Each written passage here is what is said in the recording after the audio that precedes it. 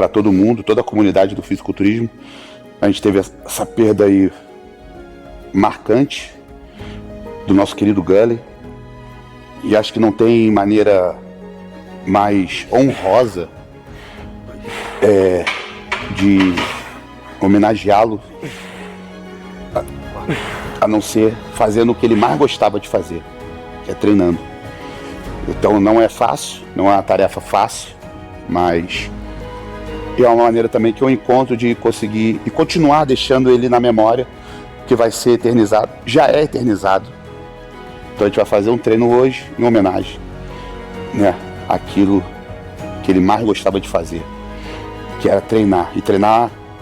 com raça, independente da circunstância, que foi isso que eu tentei passar para ele, que eu tentei cada vez mais, e acho que consegui, acho que essa missão eu consegui, deixar essa essência, vamos dizer assim, né?